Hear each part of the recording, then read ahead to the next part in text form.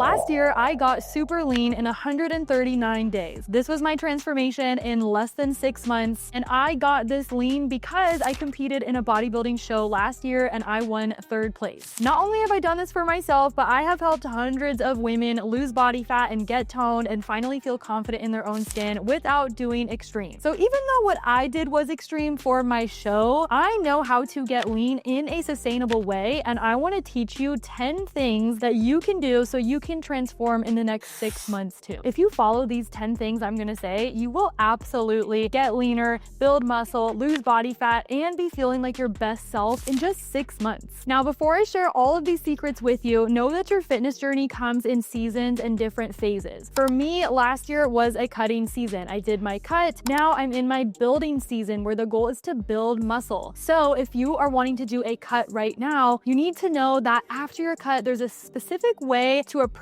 your nutrition and training so you don't rebound and lose all of your progress and gain all of the weight back and even gain excess body fat. So after you watch this video, I need you to go to the link in the description and click on my reverse dieting masterclass, because this is going to teach you how to set yourself up for life. This way you don't just follow what I say in this video and then just lose all your progress and rebound after, which is what so many people do on their fitness journey because they don't know how to reverse diet properly out of their calorie deficit. So if you've never even heard of that, don't forget to click the link in the description down below. It's another free video for you after this one. Number 1, if you want to lose body fat, you do need a calorie deficit. So what I want you to do is start tracking your food. I have been tracking my macros since 2018. And before you complain or get scared or say it's not sustainable, yes, I promise it can be sustainable. Because when you're tracking macros, it doesn't mean you're doing a diet and you need to cut out carbs or you need to do this extreme thing. It's simply you just being aware of how much you're consuming. If you want specific results, then you can't expect to be random with your nutrition and expect those results. Tracking is a tool that builds self-awareness and shows you what your nutrition habits look like. It also teaches you how much you should be eating and what you should be eating in order to reach your goals. For me, I don't view it as a means to restrict myself. I view it as a means to make sure I'm eating the right amounts of food to reach my goals. I need to make sure that I'm eating enough protein, enough carbohydrates, and enough fats to reach the goals that I have. And with tracking macros, you learn that all food can fit. You can do flexible dieting, which is what I teach to all of my clients inside of our program too. And that is how we get our ladies to lose body fat while eating carbs every day, while eating chocolate in moderation. You can have fun things like ice cream and pasta and tacos and make it a lifestyle. This is really the only way to finally master your nutrition and stop doing diet after diet after diet. So get out your food scale, download an app like MyFitnessPal. Don't follow what it tells you. It's not going to give you the right macros to start, but it's a great way to start logging and tracking your food so you can at least see how much calories you're consuming right now. Number 2 is you need to have a structured training program, and I need you to be strength training at least 3 times per week. If you want to look lean and build muscle and look toned, it's not actually about doing cardio and HIIT classes and Pilates and all these different fitness classes. It's about having a structured and designed strength training program that is designed with progressive overload in mind. That is how you look lean. That's how you get those lines on your body where you have the visible definition and you can see your abs and everything. It comes from having a low body fat percentage and enough muscle foundation on your frame to look lean and toned. Which brings me to the third thing you need to do is you need to be logging and tracking your workouts over time to make sure that you are utilizing progressive overload. And this is why I love our training app with our clients, because all of our ladies do log their workouts in our app, and there's a space for them to put how many reps they did and the weight that they used. And what our app does is the next week, our clients can go and see what they used last week. So if they see, okay, I did 10 reps at 20 pounds, they can see that and then try to beat themselves this week. So maybe you add an extra rep, maybe you add 5 pounds, maybe you just do the exercise with better form. These are all different forms of progressive overload, but if you're just walking into the gym with no plan, you're jumping on this machine and that machine, and you're like, I think I had a good workout, I think I lifted heavier, then say goodbye to your results, okay? It's very hard to build muscle. You can't just kind of wing it. You need to be very intentional with how you're training, the weight you're moving, how much reps you're doing, what your structured program looks like, and of course, what your nutrition looks like too. A lot of things need to be in alignment for you to transform your body, so stop just winging it and stop just playing the guessing game. Fourth thing you need to do is you need to set and hit a daily step count goal that you can hit consistently. Don't just do 10,000 steps per day because that's what everyone says. If you have a very sedentary job and maybe you're getting like 1,000 to 2,000 steps in per day, then reaching for 10,000 is probably going to be very unsustainable for you or feel very extreme. So instead of going to extremes, just do something that's realistic for you. You actually don't need to do a bunch of cardio and running and jumping around and HIIT classes. I used to be that girl that was doing HIIT sprints and I was doing the 10,000 steps per day. I was doing all these Stairmaster sessions, but you actually don't need all of that cardio to get lean. You just require a calorie deficit, and that can be achieved simply by just walking more throughout the day. When you're walking more throughout the day, you're burning more calories throughout the day. But not only that, this is just good for you to be an active individual. It's not healthy to be sitting on your butt all day, being sedentary. Walking is also great for digestion, especially after meals. Number 5 is to hydrate. You need to hydrate.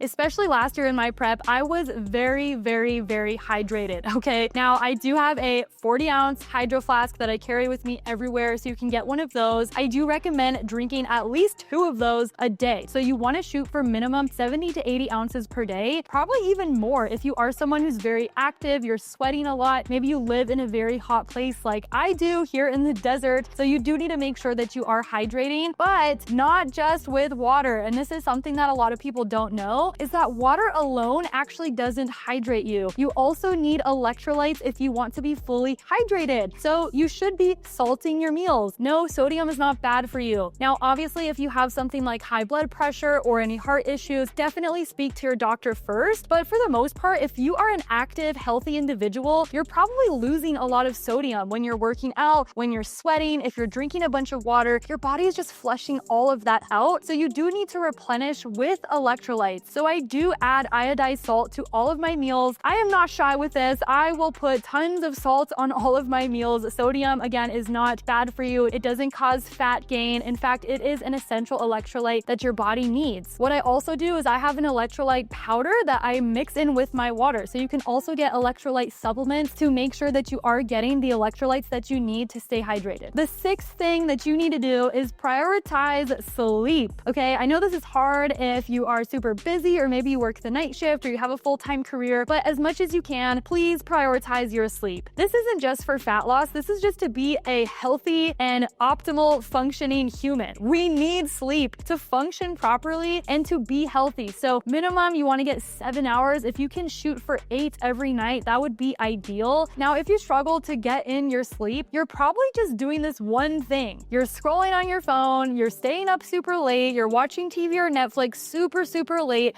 Of course, that's cutting into your sleep time. So you do need to set boundaries. Don't just set a morning alarm to wake up, set an alarm to go to bed. If you go to bed earlier, this will help you get more sleep in. So what I do is I make sure that for me to wake up at 5 a.m., I work backwards. So I do 5 a.m. minus 8 hours, which means I need to be asleep by 9 p.m. So that means I should be in bed by like 8:30 at the latest with my phone up and away. That way I can go to bed early. And yes, I'm in bed by like 8:30, 9 max. This way I can get my full 8 hours. I really prioritize this. And that way I can wake up at 5 a.m. and get a head start on my day. So put your phone away, set that boundary, turn off all the screens. And a pro tip is you can even take magnesium glycinate before bed to help relax you and just get better sleep quality. Number 7 goes hand in hand with the one we were just talking about, but stress management. I think this one is not talked about enough when it comes to getting lean and losing body fat. It is crazy how negative stress can impact your body. If you are constantly stressed out all the time, that is just not good for your health. A calorie deficit already puts stress on your body. You're eating less food than your body requires to maintain itself. That's how fat loss happens. So if you go into a calorie deficit already stressed out, you're constantly stressed, you're 10 out of 10 for your stress all the time, it's just going to do more harm than good. Make sure you're doing things that help you manage your stress and you have a good support system. And this is why I love our community with our clients so much, because we have a private community with all of our clients in there and they can post in there and ask questions and get support whenever they need. And we even have a licensed therapist on our team who does a mental health coaching call every month and mental health live streams every week for our clients inside of our group to give them that mental health support that they need too. Fitness and mental health go hand in hand. And so if your mindset or your mental health is suffering, then it's going to be also suffering in your fitness journey too. But the good news is you can work on both at the same time. And when you work on both, they actually improve together because they go in alignment. Number 8, and this one can be kind of hard to do, is to set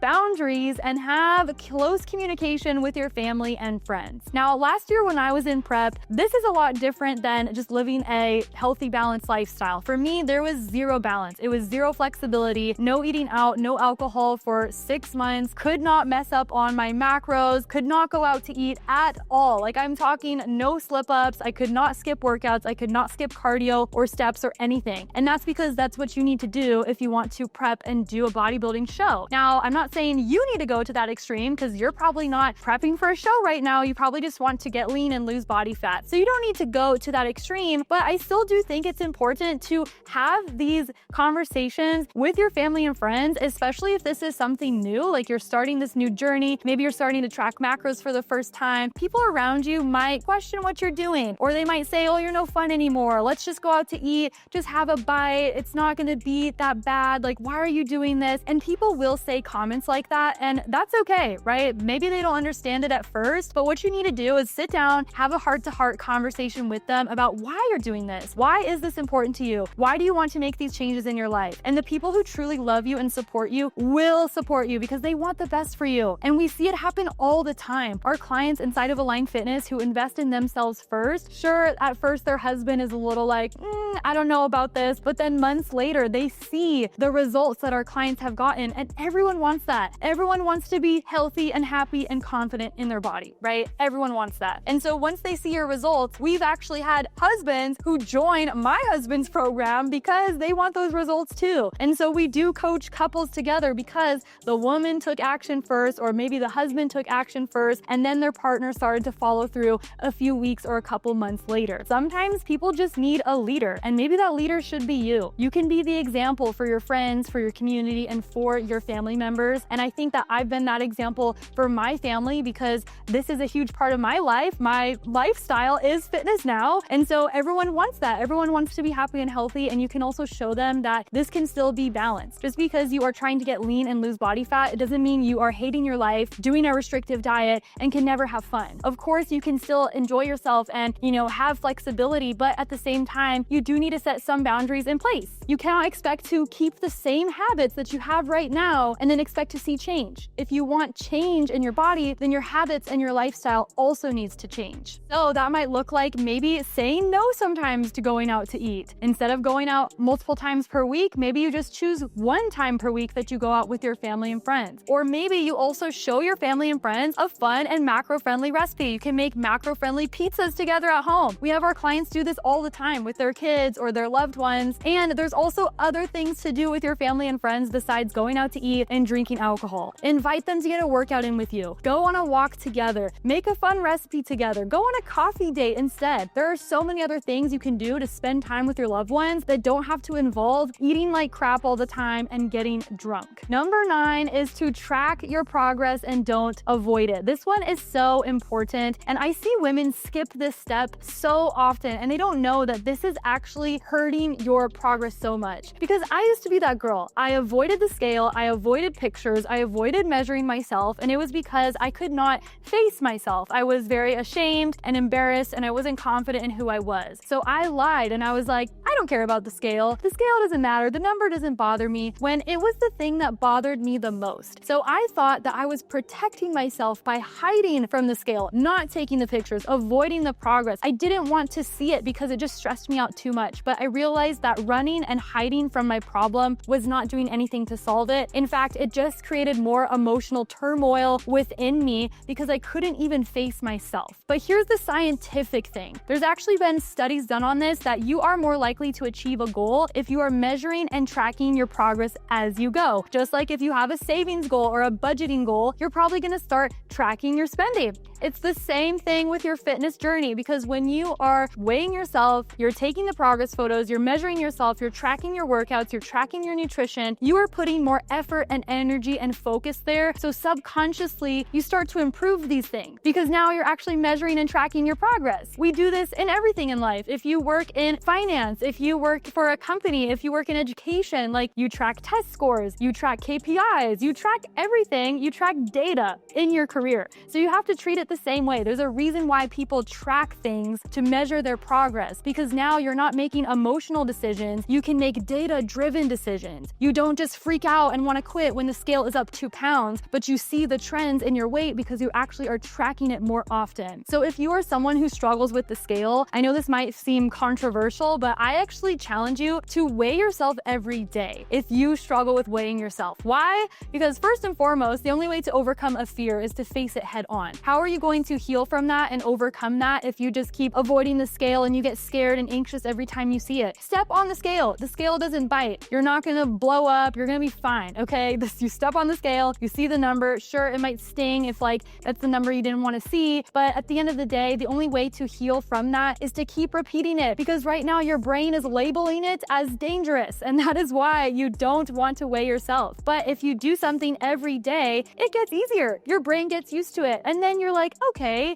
this is not, I'm not in danger. This is fine. I can do this every day. You start to get used to doing that thing, and better yet, you're putting more energy and focus there, and you also have data to look at to see how your body is responding to the protocols that you have. What I like to tell clients too, every check-in, because we do bi-weekly check-ins with our clients where they track their weights, their measurements, their progress photos, and we make adjustments to their program based on how their body is responding. And I always tell clients, every check-in, every progress photo that you don't want to take, it is a piece in your puzzle. They are all important pieces to the puzzle. So you can't put a puzzle together if you're missing all these pieces, right? You can't really see what the image is or what you're trying to create. So you have to view your fitness journey as the same thing. The check-ins you don't want to show up to, the progress photos you don't want to take, it is all a part of your journey and you can't just avoid them. And number 10, this is the most important one. If I could choose just one of these tips that I would want you to follow, it would be this one. Be patient and never give up. The only way to fail in this fitness journey is to give up. Bad days, making mistakes, that's honestly a part of the process. It doesn't mean that you're a failure if you have days that are bad or hard, or you slip up, you make a mistake. That doesn't mean that you failed. It just means that you're trying and you're on the journey. So if you get up the next day, you actually did not fail. All you need to do is keep going. The ones who stay in the game for the longest are the ones who win. It actually doesn't matter what the timeline is. This is a lifestyle. You're going to be doing this for the rest of your life. If you want to be lean year-round, every year, and you want to maintain your progress, then you need to keep up these habits. You need to make this part of your lifestyle. It's who you are. It's your identity now. If you want to have a change, if you want to have a transformation. Now, like I mentioned, you can definitely follow these 10 things to get lean. I promise you, if you do these 10 things, you will absolutely start to see progress. However, there is a very important next step that you need to do after this. And this is why so many women lose their progress. They gain all the weight back and they just keep yo-yoing every year, is because they don't know how to reverse diet properly out of their calorie deficit. So if you have not heard of that, I need you to click on my free masterclass in the description. It's another free video for you, and it explains exactly what reverse dieting is, how to do it, and how to actually make sure you do not rebound and lose all of your progress. You are gonna need to do this. You right now watching this right now, you are gonna need to do a reverse diet at some point in your fitness journey. Okay, so go click on that video down below. Thank you so much for watching this. If you did get value, please hit that subscribe button and that notification bell. I have a goal of getting to 5,000 subscribers, and I will see you in the next video.